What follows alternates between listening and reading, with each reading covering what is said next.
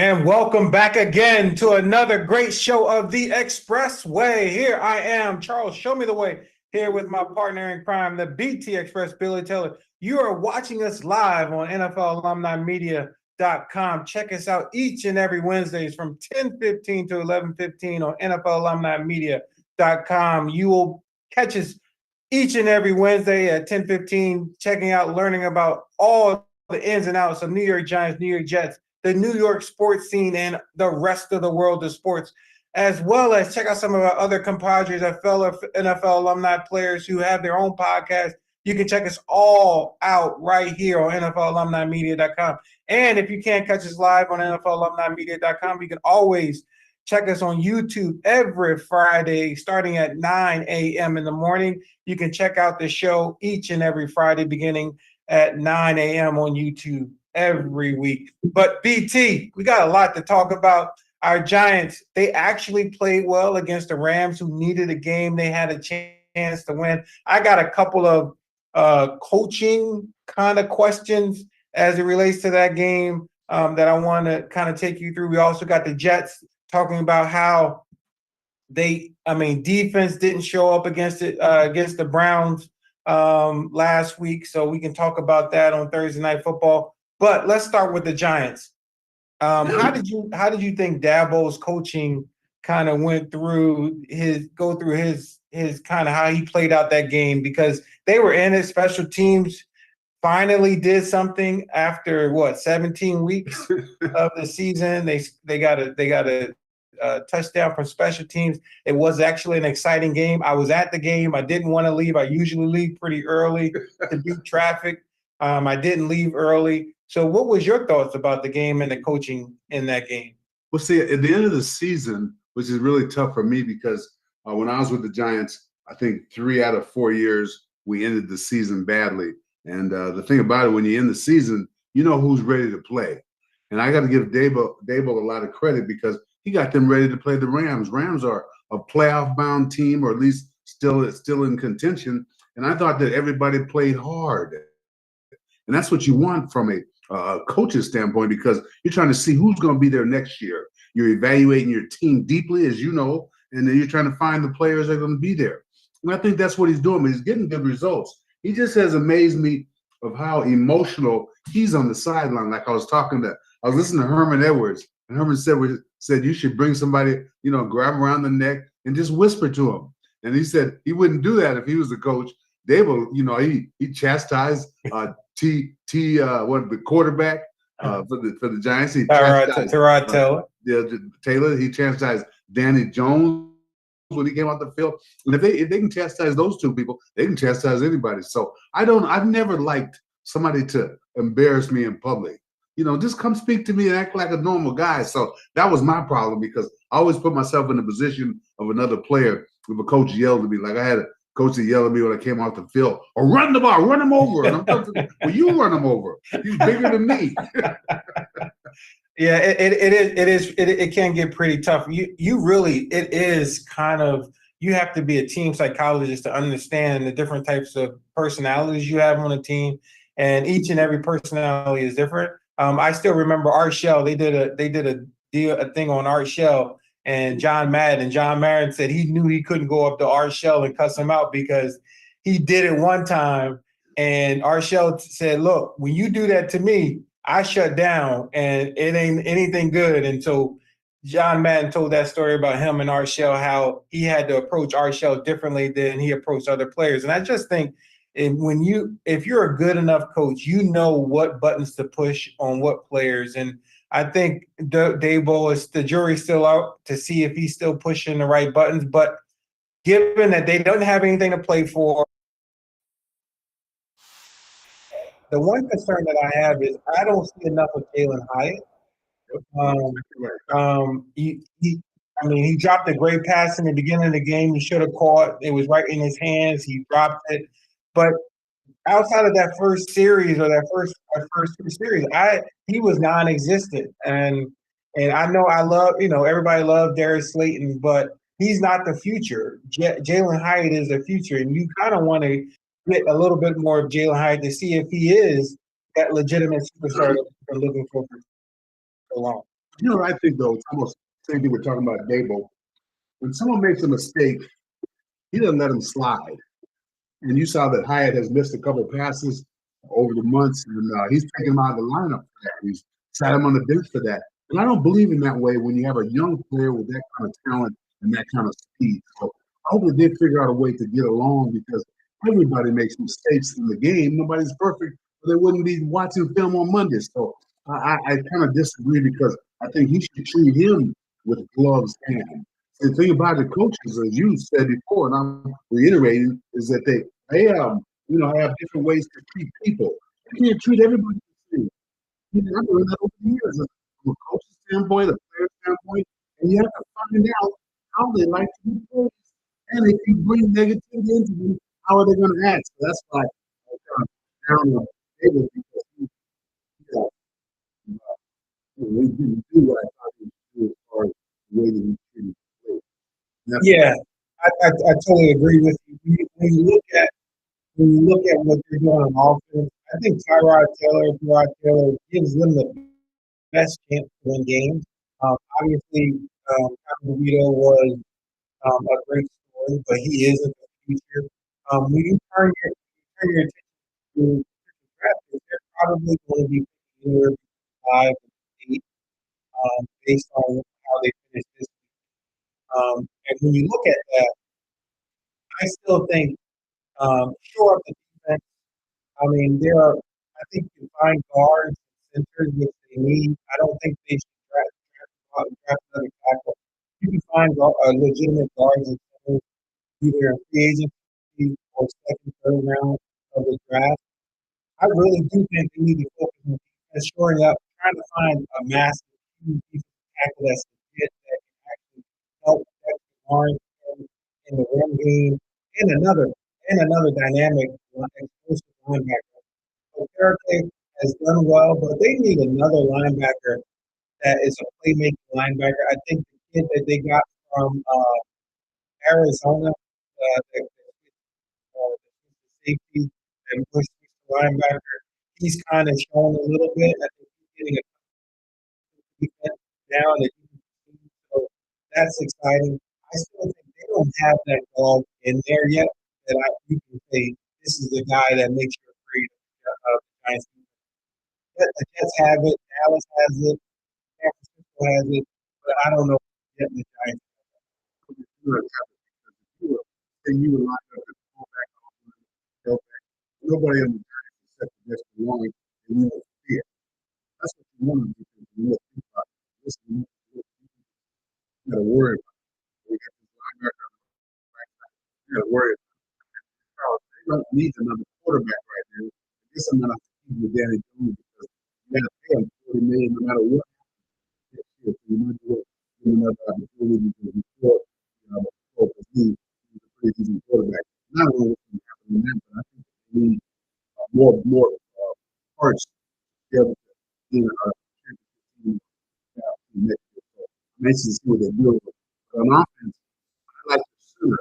His name is Smith, John Michael Smith, Minnesota. I watched him every game and he's good technique. Really a rookie starting that many games. Center when you got a quarterback and offensive line. So I like that part already. They don't need. I think they do take another wide receiver. They can be a little bit off. So I think that what they have to do now is just be worried about the quarterback. And the offensive line's in order. If everything's cool, he'll have a chance to exhibit his skills. And that's exactly what we want. And if we look, and you tell me if I'm wrong, if I'm missing something in today's NFL, a lot of the teams that are actually in the playoff and playoff and made the playoffs are upper echelon of playoff caliber teams. Most of those guys are playing with fullbacks. Look at Miami, look at what San Francisco is doing. I think because a lot of the come from college, you got a lot of playing linebacker position, and so now you get that extra big linemen in there in the backfield. They don't have the person, you know, uh, Ron Kirkland's the 300-pound middle linebackers anymore that you can't run the ball in the middle because you got not only the deep tackle, but you got a 310-pound linebacker waiting to stop you from running up the middle. You got 210, 215, 220-pound linebackers trying to play the middle of the field because the game has turned into a passing game. So when you kind of change the dynamics and you start running the ball and you seeing teams having success run the ball, I think I think then you can kind of manage your quarterback, especially if you don't have a upper echelon quarterback or your quarterback. You're able to manage the game. Look at what they're doing in Houston. Look at what CJ Stroud is doing. They have a running game. They're managing the game, and even though he's done a lot of great things in the past, they don't allow him to go the ball in the game. And look at what Justin Fields is doing. Look at what I mean, Justin Fields was out of the league, not even traded to another team. They wanted to get rid of him because they thought he was a bust. He put up 30, 35 points a game in the last 6 or 7 weeks since he's come back on injury. So I think jury is not still out on Justin Fields. I think he is too. So, and if Chicago is smart, they build their team around Justin Fields. Quarterback, like the one that maybe Totally agree with you. I looked at it with negativity early in the season. I get mad when the quarterback was the ball too long. He was too long. I was going to be one of those up and coming teams because of him. So it's just going to be tough. The NFL, I still can't believe that we're going into the last week of the NFL season. There's no other sport that goes this fast. Basketball, certainly not baseball. Not either, but the football season seems to make the world go faster. For some reason, I'm not just saying football fans. Everybody knows 17 to 18 weeks of the season. Well, the question I wanted to ask you too, Charles, is that the NFL, they have 17 games. They went to 17 games. I was wondering how many players made all 16 games so far, and in the future, are they going to go to 18? It's hard. yeah, I think from what everyone is telling me, they're going to cut NFL preseason to 2 games, and they're going to add an extra game to 8. So there will be 18 games, 2 preseason games, and we're going to go. You're not going to get good football in the beginning because obviously a lot of teams don't play their starters. But like I told you at the beginning of this season, if you have a young quarterback or unproven quarterback, you got to go back to the old school of thinking about these preseason games. You can't worry about if your quarterback is going to get hurt. If he doesn't have experience or he doesn't get the reps, then you're not going to have a good team. And it's either your job or your quarterback's health. I would probably put the onus on my job as opposed to quarterback health. If I can't get this quarterback ready, we start out 0-3, 0-4, then that doesn't give me a chance to make the playoffs. Isn't it so good? They are in the NFL. I told you that before. You do this sneaky and get rid of the fullback and the halfback. And then when things get tough, back to what they do is bringing the halfback. That kind of makes me mad because the town plays that we said all year, most of them back, that they don't treat us right. And I think it's because we do such a good job that they can pay everybody. Every team has 3 or 4 running backs. I hate to see what happens on that as far as that's concerned, but I still think that bread and butter is the running game, fourth quarter, you gotta lead. Yeah, and that brings me to my next question before we end the segment with the Jets. What do we do with Saquon Barkley? Do you franchise him one more year, or do you try to figure out a long-term deal solution? That's a great question because you think of all the things that are characteristics of a New York player. You got good, good verbal skills, go on with people, a team player. He's all that. I would bring him back because I like him when he's off the field. He's encouraging players. He's showing a positive attitude. He showed it when he finally signed contract. You tell he was mad, but he did what he's going to do to help the team. I would sign him for a little bit longer contract. That's still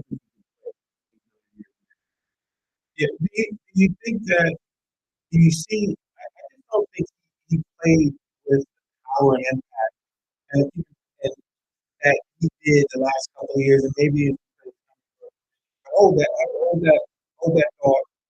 We got to take a break, but we'll be right back talking more Giants football as well as New York Jets football and the state of where it is at. We'll be right back.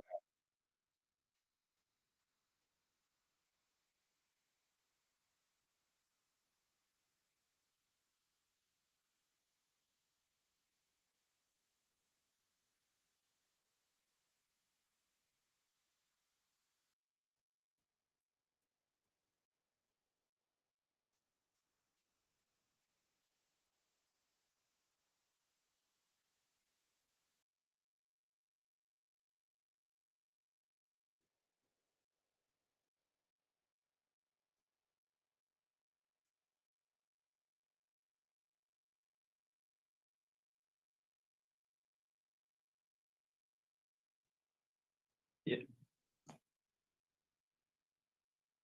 And welcome back to the Expressway. I'm Charles Way here with the BT Express Billy Taylor, and we just got finished one quarter of talking New York Giants football as well as anything and everything about the world of sports, especially specifically football and the NFL and the ins and outs of the NFL. We just started talking about should the Giants sign Saquon Barkley back again, get him off of, take him off. Should they franchise him or sign him to a long-term deal?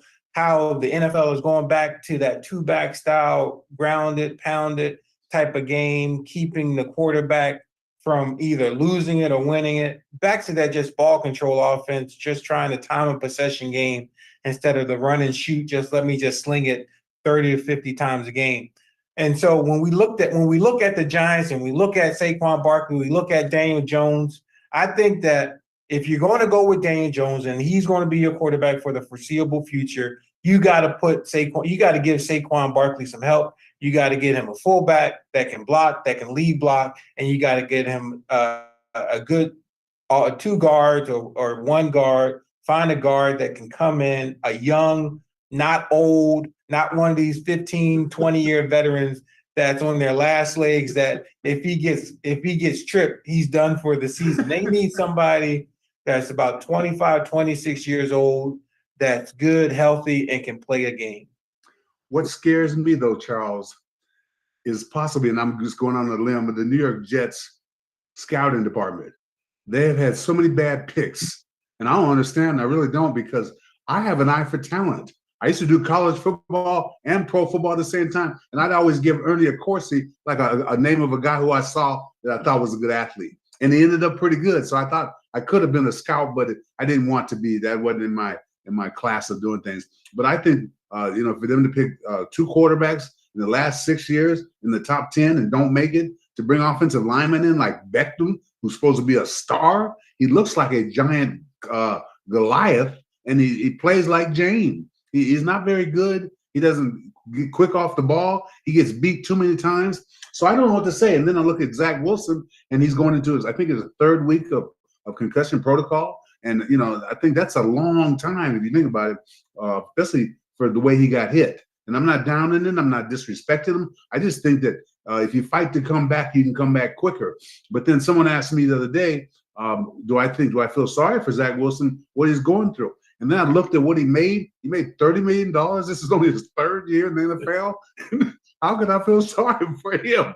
And he doesn't even deal with the New York media well. He's when it comes to clutch time, he's not there at all. Maybe that concussion protocol is for another reason. Yeah, funny you say that. There was a story out about Kenny Pickett from the Pittsburgh Steelers saying that he didn't want to be the backup to Musgrave or Hargrave this past game.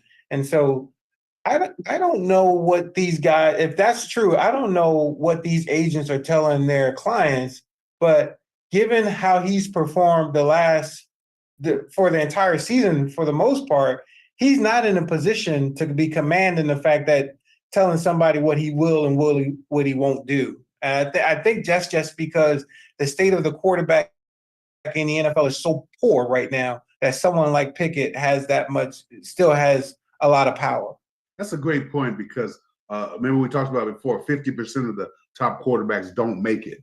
And I listened to it. He came on this morning on one of the channels and he was talking about how that rumor is not true. It's just he's still hurt.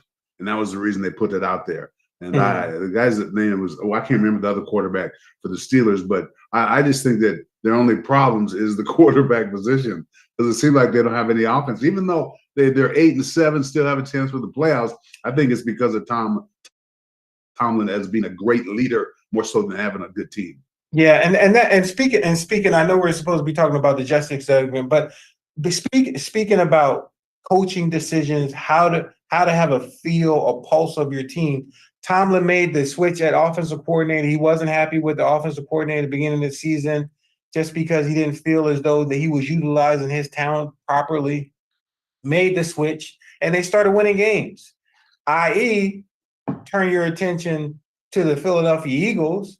They'd make the switch because they were 10-3 when they made the switch. They had won 10 games. They were in first place in the NFC East. The number one, they had the best record in the entire NFC. And because you hear the media and fans saying that the defense is terrible, the defense coordinator is terrible, you're listening to people that have not been in the business at all. and you make a decision because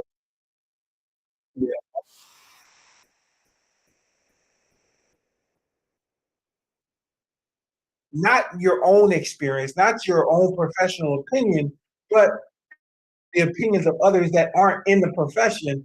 I just think that's poor. Well, see, couldn't your owner step up and, like I seen the Cowboy owner, which I don't know nothing about the Cowboys, but they stepped up to the defensive coordinator and gave him more money so that he would stay.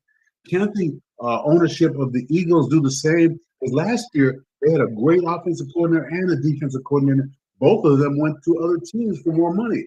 So I think the ownership should come in because people don't know how valuable it is to have somebody running your show offensively and defensively that can put players in the correct position to help them win. This Eagle team is underachieving as far as I'm concerned. And I was shocked that they've lost 2 in a row now, and they're tied with the Cowboys. And Jerry Jones is talking about, being the number 2 seed in the NFL and getting a week off. So I don't, because I don't like Jerry Jones and the Cowboys, it makes me kind of queasy.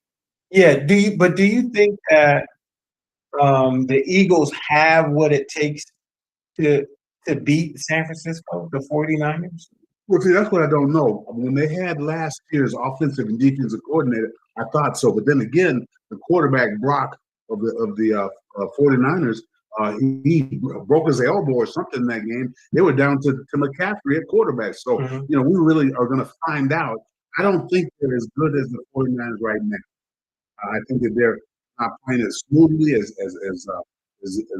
disrupt-free as they have been in the past. And now they're kind of in a slump. They're going to test them out as individual players and as a team, what they're going to do when the backs are against the wall. Yeah, I totally agree with you. I still think the jury is still out. If you look at, my question is the decision to turn back Matt Patricia as their new offensive coordinator, based on his past experience. Look at what defense or offensive coordinator? Defense. Okay. Defensive coordinator. Based on what he did in New England, it wasn't a top 10 defense when he was in New England. They didn't have a top 10 defense when he was at Detroit. And now you bring him to a defense that's still one of the best defenses. I'm talking about talent laden. They got depth. Which team outside of the Philadelphia Eagles had that type of depth? Not San Francisco. San Francisco, we saw that they don't have depth. When they lost their time, look at the Jets. The Jets, even as good as the Jets defense is, they don't have depth. You're talking about a team in the entire NFL that has depth. And you look at the Philadelphia Eagles from on the defensive side of the ball, they got 2 deep on the D line. People would die for the second string defensive line that the Eagles have, right? And so when you look at the depth that the team has and the talent and what they've done in the draft, we just got finished talking about the draft, the talent that they've accumulated during the draft and the draft assets that they've accumulated turned into great players. I think that you can't just automatically jump the gun and say, hey, it's the coordinator's problem. I think you just felt the pressure because he was a first year coordinator and you didn't give him a chance. Look at what Spagnuolo was a first year coordinator. He wasn't great all the time, but look at it, he won a Super Bowl for the Giants and became a head coach. The thing for me, though, is that in this situation, in all the years since the Super Bowl, very rarely has a team that came in second place, lost the Super Bowl, come back and won. I know the Buffalo Bills went to the Super Bowl 4 times in a row, but they lost all 4. It's hard to get there in the first place. It's even harder to get back there. I don't know if they got complacent because they look like the same team last year. And it has something to do with the coordinators, offensive and defensive. It has to do with the players, too. And Patrick Fisher, he's going on recognition. He's not going because he did a great job. None of those coaches have done anything. And it makes you see because now the Patriots are losing, they're still in the games because of the defense. And Bill Belichick is going to be down there. His problem is the offense. And I think you bring in a guy who's a defensive coordinator over there that didn't have success in the past. That's called retread. That makes me mad when they do that kind of stuff. There's so many young players, young coaches that can come in there and probably do a much better job. Yeah, you're absolutely right, and I agree with you.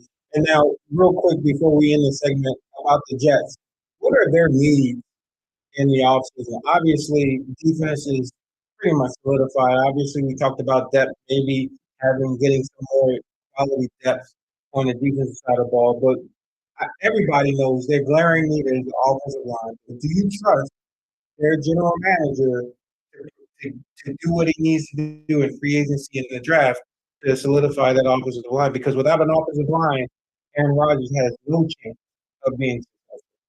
Well, the thing about it is that, as I said before, he's got to show me that he can bring in players that are really gifted and can blend in with what you have. I don't see that at all. The only thing that they have hope for, in my mind, is that Aaron Rodgers comes back strong. Because they'll make an adjustment and get rid of the ball sooner. The offensive line is not that good, but the Jets owe it to him and their crowd and their fans to be able to bring in a quality offensive line, guys that can at least battle for you. When I watch the Jets offensive line, it concerns me that either they don't like the coach or they don't like the back. That's the thing that kind of makes me mad because you see an offensive lineman who's not beating up somebody or out there fighting on a running play. I think he needs to be gone. And that's Beckton. They got a couple others over there that wouldn't play and wouldn't play for my team. So their problems are an offense for the Jets. If they don't get that together, they'll be in the same position for last year. And this past season, they totally underachieved because their defense is not fine. Yeah, and it's really about keeping Aaron Rodgers off his back, and because I don't with that offensive line. Really, if you look at it, how much success would they have had? I know Aaron Rodgers brings a little bit more experience, actually a Hall of Fame pedigree to that situation. But at the end of the day, if he's rushed and doesn't have time to drop back and throw mid to deep route passes, he wouldn't be successful back there. And I think still Nathaniel Hackett. I think we're giving Nathaniel Hackett too much credit. I think that there are a lot of great young offensive coordinators out there that could work with Aaron Rodgers, that could utilize the skill set that he has. And I think you got to look at Nathaniel Hackett as maybe an issue that needs to be addressed here. Yeah, but as long as Aaron Rodgers is there, Nathaniel Hackett is going to be there. Nathaniel Hackett is going to be there. I think he's pathetic. I think he's terrible because I think he maybe had something to do with Zach Wilson not doing as well as he could because he's so much of an effective leader with Aaron Rodgers. So I just think that the pressure on the entire coaching staff next year. The entire staff will be gone if they don't win a minimum of number of games. So I just think that there's going to be so much pressure on the Jets. Maybe the pipes are burning. So I'm a little bit worried about that. Yeah, and when you look at that, I mean, we have a lot of shows leading up to free agency and the draft. So we can catch up more on that in a little bit. But as we go into our next segment, we're going to talk about the playoff scenarios, teams that are in, teams that are playing this weekend, and I love what the NFL has done. They've set up the games in which if these two teams win or these games that they're showing on prime time matter, so either team has a chance to make or break their playoff season. So it's exciting. I can't wait to get your feedback on that. But we'll be right back in a minute.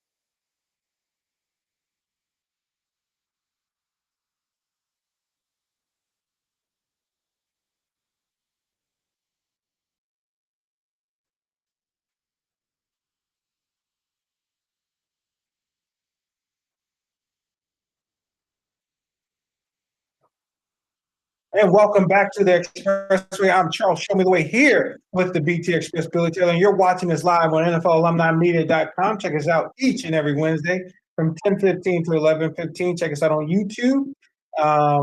That's beginning at 9 a.m. every Friday on YouTube. Check us out each and every Wednesday live on NFLalumnimedia.com. BT, we were just talking about the NFL and we went around the NFL and excited about how the NFL has scheduled made the schedule and talking about the playoff picture, who's in, who's out, who's not. And I'm excited to see the fact that games this Saturday are important. It kind of determines your seating position. If you're in, if you're not, you got the 8 o'clock game, you got the Texans versus Indianapolis. Whoever wins that game makes it to the playoffs. So I'm excited how they kind of waited until the last game was over last week to put out a schedule so you can kind of figure out how to watch the games and make it more important for these TV sponsors so that they get a lot of eyes and views on the show. So I'm excited. I'm excited to see that the Rams are an exciting team. Even though they didn't have a great showing against the Giants, I think anybody that plays them should be worried because they are explosive and that's a scary team because you got to worry about they play well enough to beat you and they can manage the game and Coach McVay he has to be in the mix for conversation for Coach of the Year with Mike Tomlin and all those other guys because look at what even D'Amico Ryan. I think Sean McVay had probably a worse expectation than D'Amico Ryan did because of what they've done. And so what McVay has done, he has to be in consideration. So I like Matt Stafford, quarterback, because I think he's a true leader. He manages the game well. He takes what the defense gives him. And I think that's a key for the Rams. They're 9-7 right now, still in the playoff chase. I'd be one of those teams that be least like to play the Rams because they're doing so well. On the other side, a lot of people, think the Bucks are pretty good at 8-8. Saints 8-8. I don't agree with that. I'm not a Baker Mayfield fan. He can't do the job. If the Lions step up big time, a lot of people don't think they will, but even it's time to come. It's going to be interesting. I have to give the NFL a lot of credit for them. At the end of the season, they were talking about the flex. Put people in now. It really comes down to it. If we can get all the good games, it's going to make the team value even higher. Yeah, and I'm excited to see. So I think the Lions is important to have a big game this week, especially heading into the playoffs. It is almost a must win, just to give them the confidence and know that they can play at the level that they need to play at to do some damage in the playoffs. I still don't think they're good enough to beat powerful or like a loaded 49ers team. But I think the Lions have a lot to prove. If nothing else, Dan Campbell has to win a wild card game in order for them to show their fans and people like us that they are real. The good part about that is if they lose, people can say they were fake from the very beginning. But really, the pressure's on them to really step up. You show people that they move forward. Just because you made the playoff last year, almost doing it, is not good enough. The thing that scares me also, Charles, is the Eagles. On the road, they haven't looked good all season. At the end of the season with the Giants, question to you: if they beat the Giants, do they win the NFC East because they beat the Cowboys winners, or what is the deal? Both tied at 11-5, which surprises me anyway. Yeah, I think that if both teams, which Cowboys are playing the Commanders, they should probably win that game easy. But it's a Washington Dallas game, and you know how Washington always figures out a way. They had a huge game last week that they played well that last week. They stayed in the game. But they weren't going to stay in. You think they would hold the 10 given their situation. Coaching staff is probably gone after the season is over, but they play hard. So I'm kind of concerned knowing how the Cowboys have folded. I think this is a statement game actually going into the wild card series.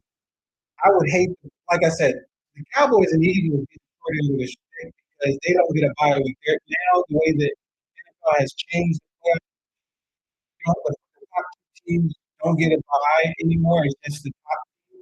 So everybody's playing. And you look at the last season and the wild card, it's either going to be the Packers, um, Seahawks, or Rams are going to be fighting for the last three seasons. If I'm the Cowboys, the Eagles, right? Cowboys, Eagles, or Lions, I really don't want to play any of those two, to be perfectly honest. And think about this. They have Eagles will probably I would want to be the Eagles, not be the number one team because I'm playing the Bucks. And the Bucks out of all four teams, who would you be afraid of most? The Bucks, the Rams, the Packers, or the Seahawks? Who would you be afraid of? Well, I'm not sold on the Packers as of yet.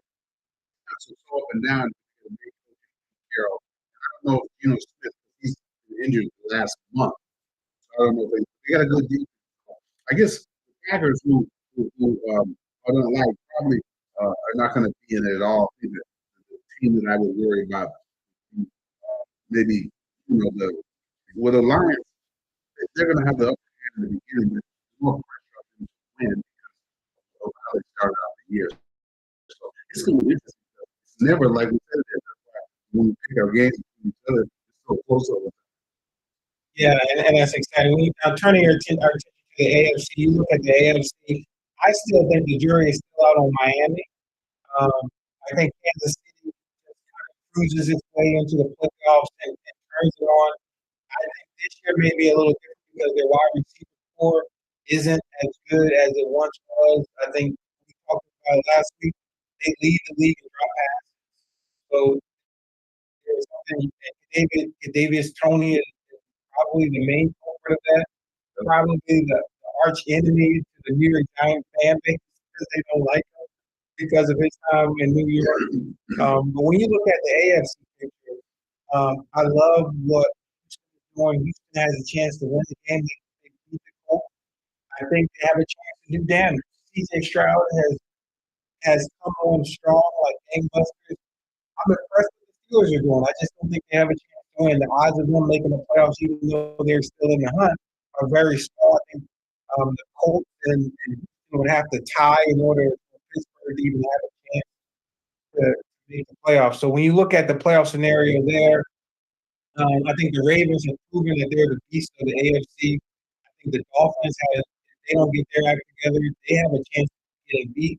They better stay away from the Bills because right now they're looking at the Bills smack dab, and they play the Bills this weekend. And so they better win so they don't have to play them again and have a potential of losing. So it's going to be tough. So I was kind of heading toward the Dolphins in the beginning when Baltimore put up 56 points against them, and that has to kind of bring it down. That's the second time this season people have put some points in the Dolphins. I think the Bills did earlier in the season. Um, I think the Bills are warm right now. Josh Allen has got to get better. He's not managing games. I think the Chiefs will be there. The defending Super Bowl champions will be there at all. The Ravens are showing me that. Them and the Browns are really playing extremely well. I am shocked Brown because they were big quarterbacks out there.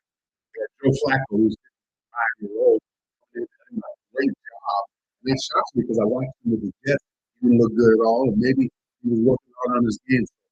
My pick would be between the Ravens and the Browns out of the AFC. I don't think the Dolphins, the Bills will, the Jaguars, the Colts, or the Texans will beat Baltimore. That's why they play the game. And think about that. The two teams that you like the best have the best two defenses. That's a great point. But defense, that will get you somewhere. Offenses will get you there also. But Ravens have the better offense right now in Cleveland. So it will be a defensive battle when they play each other to see who's going to be representative of the AFC. Yeah, that's great. Now I want to turn our attention to college football for a little bit because now that we had the college football playoffs, there's a big hubbub about Florida State not making it, and they got demolished against Georgia. They covered the highest point spread for a force or 5-6 matchup ever in college football for a top ranked team. 27 and a half points. Georgia covered it easily because everybody left, wanted to go to the portal. What's going on with college football? Do they have a problem with this college portal where if I'm not starting, if I'm not getting enough money, if I'm not doing this, people are just packing their bags and leaving. Do you think that's good for college football? Oh, heck no. And I blame NCAA because they're the ones who miss money. What I mean by that is these big bowl games that top four teams go to, each team gets 15 million for these. The NCAA gets a little bit of that also. And then March Madness, the NCAA gigantic money for college basketball going into the tournament. So I just think the old guys, they backfired on them because I just never thought, and you probably didn't get to the point that they can't college football. The reason I say that is the young man who's mature enough, and that's got a great background, for him to be able to take it, we'll be conservative, $50 a year. Look at Kale, the guy Williams, USC. This he's making $50 million. You and I talking he grew up in the scene and playing with his parents, maybe they never McGee.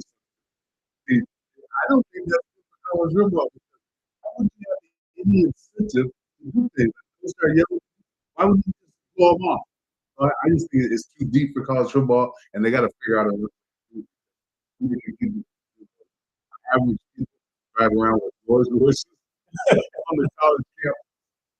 Yeah, no, it is bad. Florida State had 20 something guys leave the team, and so I mean they were decimated, and rightfully so. They been in the college football playoffs. I love what the games were. Miami and Alabama. I mean, Michigan and Alabama was a great game. Went into overtime, and it kind of defined Michigan, Harbaugh's tenure at Michigan. Obviously, every year he has been rumored to leave for the NFL, and hopefully this kind of solidified him as the coach for Michigan for a long. He showed me this he was back college making it over the years. Outstanding. Every time he some people don't like his attitude, they don't like his disposition. He's a winner. From your coach players, yeah, Yeah, and then what do you think about Steve Sarkisian? I mean, best team money can buy. Texas is probably one of the most richest teams in the country, especially with their donor base and their booster base. Probably one of the richest college football programs in the country. When does he start doing? I know they're expecting national titles instead of just playoff shows showing up in the playoffs. When do you think he started feeling the pressure? They got Arch Manning as a backup quarterback. What got me is that during press day, the starting quarterback Ewing, who was a darling of Texas, should have went to Texas coming out, committed, went somewhere else, came back, kind of put a fan base. During press, everybody was talking to Archman, who wasn't even starting, as opposed to Ewing, who was the guy that was starting. I think that makes you feel as a quarterback and as a team. with a deep part of the Charles, I came in from it.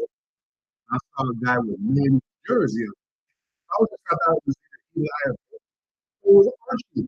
It was him from the jersey. He's a backup quarterback. His jersey sold around. So I think it's a matter of time for him to take he's like Manny the first to come out. So I think that was probably a good move by the Texas quarterback to get on out of there. I don't know if he believes in that, but I think Archie Manning. I've been hearing about him early in high school and his sophomore year. Think Yeah. about it. He's got three uncles and a granddad in the NFL over 2 years. So if you can get something like that, and we talk about longevity, the quarterback staying 5 years, and this is the result. I think that our move. Yeah, and the fact that he's okay with redshirt, like and people should take note of that. If you're a quarterback coming in, why not sit back, get used to the get used to the offense, get used to college football, college life, and get started. And so hopefully, because of his name, makes redshirt more of a thing instead of a taboo. And if I redshirt, I'm finding my way out of college football. Before we go to the next segment, what do you think about the fact that now they're trying to change the transfer system where you only get a chance to transfer one time instead of you can transfer permanent? The whole thing is ridiculous. The whole thing is ridiculous. Then the bill is transferred 2 or 3 times. That don't even make sense. Yes, some of the whole team trying out somebody in the semi. I think that they cannot continue to do it. Who even coming? Even Deion Sanders, coach, prime time, he's getting so many players because other teams don't want him anymore. So it's going to help him. I just don't think it's going to do it well. Yeah, I totally agree with you. You're listening to the Expressway with Charles Way and CDT, the Billy Taylor. We have more for you. We're going to come back with our NFL Week 18 or Week 18 picks and see if we can wrap up this season with a W. We'll be right back.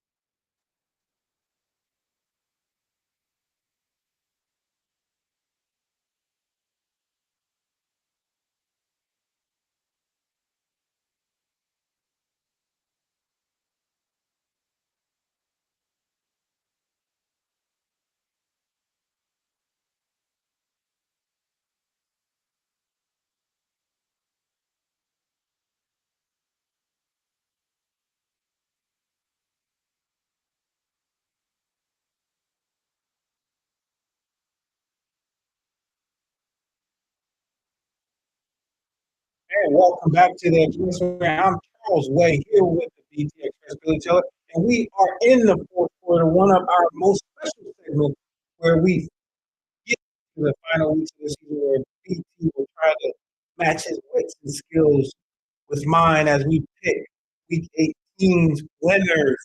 So our first game is our Saturday games, and when we look at the Saturday games, BT, the first thing we got, which I love the way they did it this year because when you look at what they did this year is they put the two teams that actually have a lot to play for on Saturday night. So they got the Steelers and the Ravens. Um, Steelers, I don't think Lamar Jackson is playing in this game. Steelers need to win this game. They need to have a consideration of a playoff. So if they win this game, they still up the Texans and the Colts who are playing right after them. They have to tie in order for the Steelers to get into the playoffs. But when you look at the Steelers Ravens, I love what Mike Tomlin is doing. But and I just think the Ravens, since they're not playing, they got a bye week. I don't see why they would rest their players since they do already have a bye. Keep them fresh. I think the Ravens win this. We're going with the Steelers. The only reason is because I don't think the Ravens are going to put anybody out there to make it hurt. They already have wrapped up the division, and I think that it's just a matter of getting people rested and ready. So I don't think Lamar at all. That's why I'm going to go against All right. And Texans Colts, I've been riding D'Amico Ryans every week. I'm going with the Texans, even though they're playing in Indy. I'm going with the Colts only because I'm going against you. But the reason is the Colts have shocked me. They really have. They're playing well without their great running back. They did their situation. Texans. Buccaneers, Panthers, I'm going with the Bucs. They need to. I'm going with the Bucs also. So both of them. Browns, Bengals, love what the Browns are doing, even though this game doesn't mean anything. They got I think the seed wrapped up, fifth seed wrapped up. I'm going with the Browns. Well, I'm going with the Bengals only because they want to end the season very good. And I think that they have talent except quarterback and hurt. Other than that, they would be in it also. So you're going with the Browns, I'm going with the Bengals. So this is a big game for both teams, Vikings and the Lions. Vikings still, even though slightly, still have a chance to make the playoffs.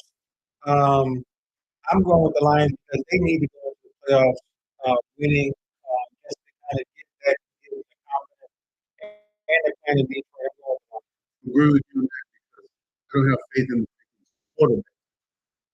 The Lions are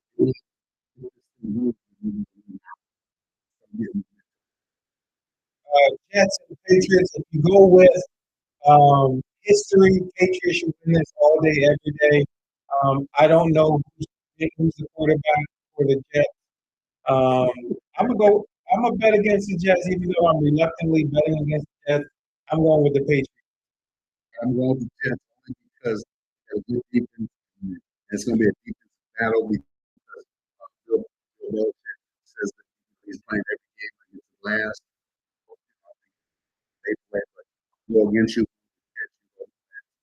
Falcons versus the Titans. This is a must-win for both teams, even though they probably have no chance of making the playoffs or winning the division because the Bucs are playing the Panthers. They're playing in New Orleans. I'm going with the Saints. I'm going with the Saints. I'm going to go with the Saints also because we're playing in New Orleans.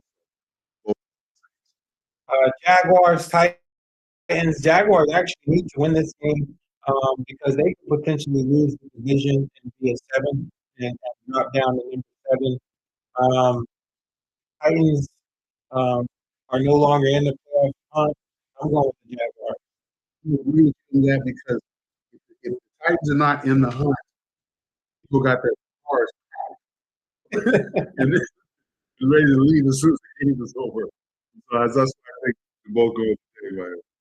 All right, Seahawks, Cardinals. Hey, Cardinals came off of a great win against the Eagles last week, and Kyler Murray had a lot to going into the offseason, everybody has already said he has his bag packed out. He's saying, I'm still the number one dude in the NFL. Just give me time, especially after what he did to the Eagles.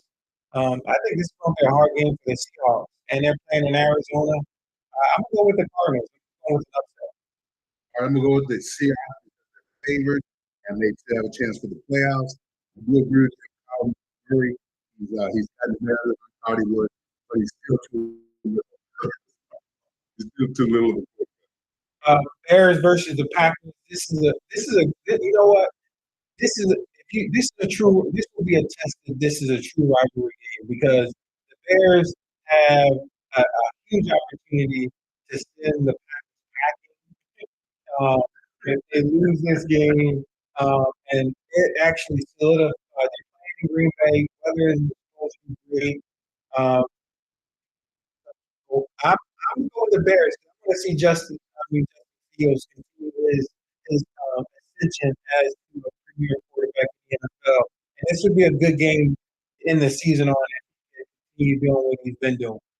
Well, I think that both teams playing. I like the quarterback Bears and strong contract that everyone else gets. The Packers, I think, still in that building mode with love and still has to just try to prove that he's the best Packers. I don't know if he's there that long, but if he continues to improve, maybe we'll both win the Bears. Chiefs Chargers, this is win a game. I'm going with the Chiefs. Yeah, the Chargers are favorite maybe because the Chiefs are with people. That's the only thing I can think of. I'm going with the Chiefs in this one also. So we're going with the Chiefs. Broncos versus Raiders. I'm hoping AP can pull this out. I'm going with the Raiders. I'm going with my heart. I think the Broncos they changed quarterbacks. Oh, and speaking of the Broncos, what do you think about the situation with Russell Wilson and the fact that they told him that if he doesn't rework his contract, he'll never play another snap for the Denver Broncos again? That's that's what the NFL is about. They run the show. They're running the show for 100 some years. You can go against Russell Wilson. Go ahead and take it because otherwise you're going to be fighting an uphill battle. It's going to be tough as heck. I don't think anybody else in the NFL will play Russell Wilson that type of money. So if you want to keep playing, you can go from like 40 million to 5. Brady did still help his team. So still live off the end of this fight. Still live off. Yeah, I'm going with the Raiders in this game. Okay, I'm going with you on the Raiders. Oh, yeah, I'm going with you on the Raiders. Okay. No, I'm Next, going with the Broncos. I'm going with okay. the Broncos. They're still in the playoff. I'm going with the Broncos. I'm going with the Raiders. Eagles versus the Giants. Eagles. I'm talking about they're gonna run the coach out of town if they lose this game. I'm gonna go with the Eagles. I'm not gonna go with my heart, even though I'm gonna go with the Eagles. We'll go with the Eagles because when you think about it, they got to win. The backs are against the wall. They want to board off the Cowboys and get something wrong with themselves. They lost 2 in a row. You don't go into the playoffs losing 2 in a row. Rams versus the 49ers. I think the Rams have already clinched the playoff spot. I think this is a game in which it'll kind of test them to see where they are. I don't think the 49ers will be playing a lot of their starters in this game. So I'm going with the Rams. I agree with the Rams too because I think the 49ers are going to rest everybody. Even though they're often making that week off, also, I think they're going to rest a lot of people. And the only problem with that is injuries. I think they're rested by that. So both of us are going to Rams. Next game, Cowboys Commanders. Cowboys should win this game, but I wouldn't be surprised if the Commanders make it a great game. I'm going with the Cowboys. I'm going to agree with you with your hate to because the Cowboys are not in my swing triangle. But the Cowboys play well at home the last couple of years. And they'll be able to beat the Commanders. Bills versus the Dolphins. The Dolphins, I think Tua is hurt. I don't know what his status is for the game. I think he got hurt last year. We talked about his issues of not being mobile enough. I think he's scared. He can run out the pocket a lot. So he's in the pocket. He's become a pocket passer. now more susceptible to getting beat up and hit. And the Bills have a dominating defense, and the Bills have been the hottest, probably the hottest team in the NFL so far. I'm gonna go with the Bills. I'm going to agree with you. The thing that kills me about the Dolphins, I watched them all season. A partner who's a big Dolphin fan out there for the Giant Dolphins. But anyway, the problem is that he's standing in there in the pocket. He's trying to do the right thing by getting rid of the ball quickly, but he doesn't have the versatility, the mobility, the agility, I think, for what has happened in the past. When he was in college, he was injured most of the time. In the NFL, that he didn't even know he was going to play this year. He has improved tremendously, but I don't think he's going to do anything against the Bills. We're both going to do. Yeah, and so as we wrap up the season, this NFL regular season, it's a lot. This has been an exciting season, a lot of storylines. I think the off season, NFL will keep the off season going as well. We got the Giants getting prepared for the off season. Get that trash bag ready. We'll come back next week. Get the trash bag ready. Have all our clothes in the trash bag. And hopefully we'll be back again next year, as they would say. I'm excited to see what the end of the year brings for the Giants and Jets, and what the playoffs bring for the rest of the season. The to just in the season on a positive note. That takes you really well into the offseason. We have week 18. I'm going with the Steelers. Charles is going with the Ravens. I'm going with the Colts. Charles is going with the Texans. Both are going with the Saints over the Falcons. You got the Browns. I got the Bengals. I got the Jets. You got the Pats. We both have the Jaguars over the Titans. We both have the Lions over the Vikings. We both have the Bucks over the Panthers. We both have the Cowboys over the Commanders. You have the 49ers or the Rams. I pick the Rams. We both have the Rams. We both have the Eagles over the Giants. We both have the Bears, the Packers. We both have the Seahawks, the Cardinals. You have, you have the Cards and I have the Seahawks. I have the Broncos and the Raiders. Both have the Chiefs over the Chargers. I have the Bills, and you're the Dolphins. How many games am I leading? I got to win 30 games. More than I got about 4 games. So we got good chances this week coming up. But Yep. anyway, once again, Charles, outstanding job. It's always fun with the fans. Got to give them all the credit back to the studio. These Charles and I. Don't forget, we're on every single Wednesday, sometime between 10:15 and 10:30, and I'm on live again Friday mornings at 9 a.m. I hate to see it close, but this is the stuff it's all about. This is when you make your name in the NFL, when you get to the playoffs. This is when the cream is going to come to the top. It's going to be fun as heck. It's been a fun season so far. I'm looking forward to a great season. This last game of the season. Your final thoughts on week 18 season? Yeah, it's going to be exciting. Saturday's game is going to be exciting. I can't wait to see Monday night, the Sunday night football game, the Bills and Miami. I can't wait to see the Eagles and the Giants, because if the Giants continue to improve and making the game and scare the Giants, you know what would be the greatest thing that happened during this game is the Giants. That's what the Eagles have done to the Giants throughout their entire career. Always kind of ruined our season one way or another. Let's just put, as they go into the playoffs, let's put a bad taste in their mouth. Let's beat the Eagles. Well, I would suggest you have your Anyway, ladies and gentlemen, that's our show for today. I hope you enjoyed it. For Charles, showing the way out of BT Express. Have a good week, everybody. Ladies and gentlemen, have a great week. Thanks for being in the studio. Happy holiday, everybody. Happy New Year.